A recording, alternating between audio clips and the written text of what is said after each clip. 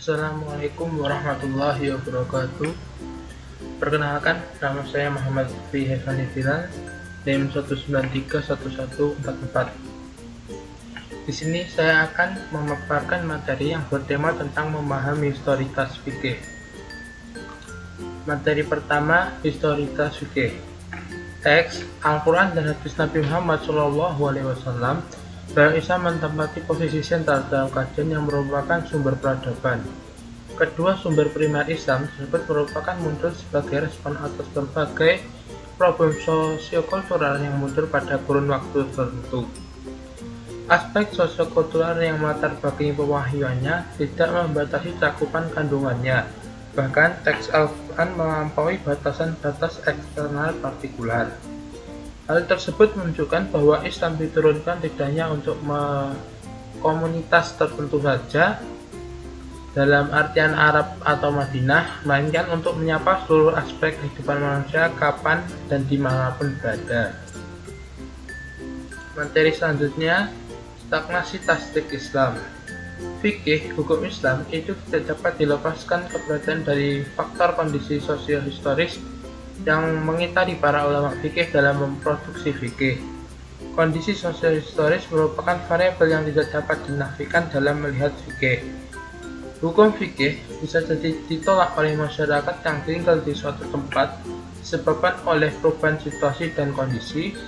Faktor tempat, situasi, kondisi ini serta zaman merupakan variabel-variabel yang berpengaruh dalam artinya yaitu ilat secara signifikan dalam mewarnai kelahiran fikih.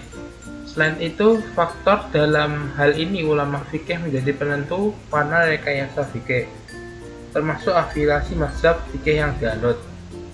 Terkadang atas nama perbedaan mazhab, suatu kelompok ada kalanya rela melontarkan kata kafir kepada kelompok lain, padahal mereka masih sama muslim. Maka disinilah inti utamanya adalah untuk saling memahami dan menjaga ukhuwah Islamiyah. Materi selanjutnya, fenomena fikih generasi awal. Jika ditelusuri ke belakang dalam pertumbuhannya, hukum Islam dimulai dengan suatu masa pembentukan dan pembinaan secara langsung oleh Nabi Muhammad SAW. Namun sejak meninggalnya Nabi terputus pula wahyu, sementara masalah terus bermunculan melingkupi kehidupan para sahabat, bahkan meninggalkan Nabi merupakan awal terjadinya perbedaan paham di kalangan sahabat. Maka dari itu, karena masalah yang semakin bertambah dan terkadang belum muncul pada zaman Nabi, tidak jarang hingga masa seorang ulama tabi'in pun melakukan ijtihad karena tantangan hidup kondisi sosio-historis sudah berbeda dengan masa Nabi. Meskipun begitu, ulama tabi'in tetap merujuk pada zaman Rasulullah dan sahabat dan mengerahkan segenap potensi intelektualnya untuk menjawab persoalan berdasarkan otoritas Al-Quran dan Sunnah. Fenomena fikih di masa pembentukan mazhab. Sebagai ulama, khususnya para ahli sejarah pembentukan hukum Islam, memandang bahwa mazhab-mazhab dibangun oleh para imam mazhab lahir dalam kitaran pengaruh politik penguasa pada zaman dahulu. Namun di lain hal, kontribusi ulama-ulama mazhab ini yang demikian begitu besar, tapi juga sekaligus menjadi salah satu secara signifikan mewarisi ikhtilaf yang berkepanjangan. Di antara ada beberapa ulama yang paling terkenal dan masyhur, yaitu yang pertama Imam Abu Hanifah, yang kedua yaitu Imam Malik, yang ketiga Imam Syafi'i, yang keempat adalah Imam Ahmad bin Hanbal. Materi selanjutnya yaitu ketika pintu ijtihad tertutup. Penyebab keterhentian perkembangan kajian fikih adalah masa koordinasi tadwin. Gerakan tadwin koordinasi di salah satu merupakan upaya untuk menyimpan khazanah ilmu para ulama, tetapi di sisi lain menjadi penyebab ulama berikutnya merasa cukup dengan apa yang tersedia. Aktivitas menggantikan ijtihad adalah tradisi musyawarah kitab-kitab fikih dan kitab-kitab hadis. Bahkan beberapa kitab hadis dan fikih disyarah berulang kali oleh ulama yang lain. Misalnya hadis Fathul Bari disyarah sekurangnya 3 kali, bahkan lebih dari itu. Tertutupnya pintu ijtihad tidak menutup seluruh pintu ijtihad itu sendiri. Salah satu ijtihad ditutup dan yang lain tetap terbuka.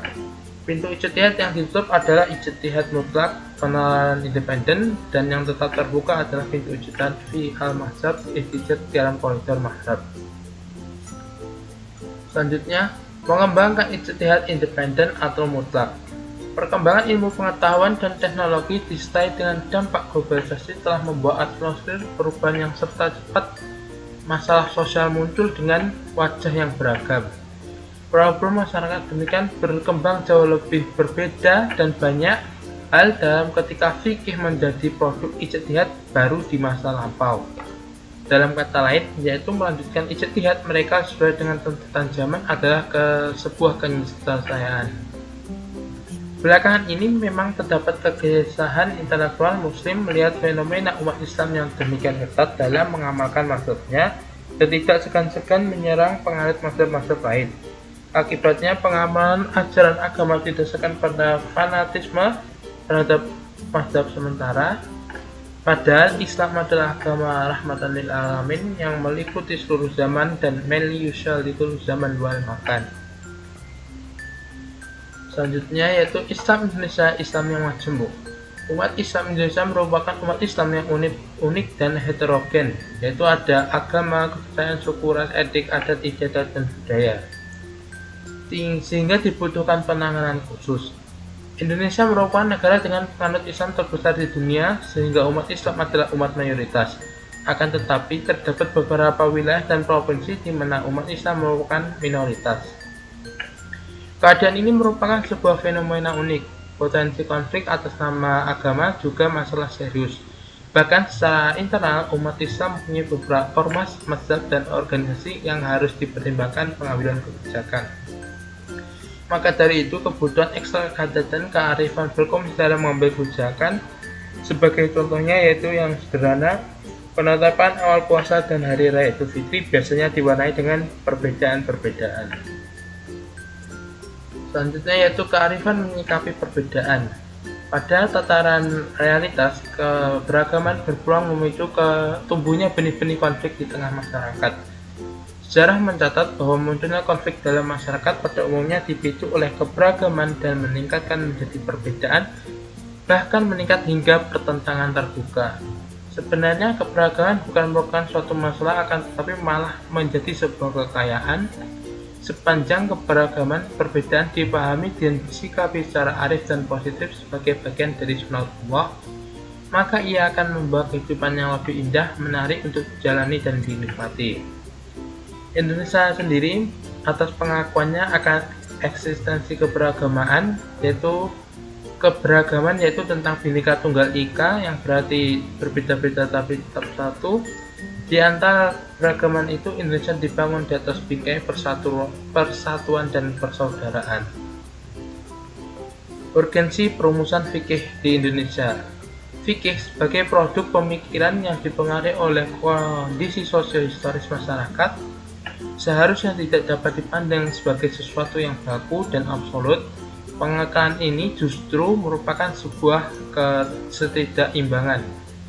Islam sebagai agama yang menjadi rahmat bagi seluruh alam, yang menembus seluruh wilayah dan zaman, sudah saatnya digugat secara kritis sehubungan dengan munculnya berbagai masalah kontemporer yang meminta Islam dan jawaban atas solusi yang merahmati untuk berhadapan dengan keberagaman problematika.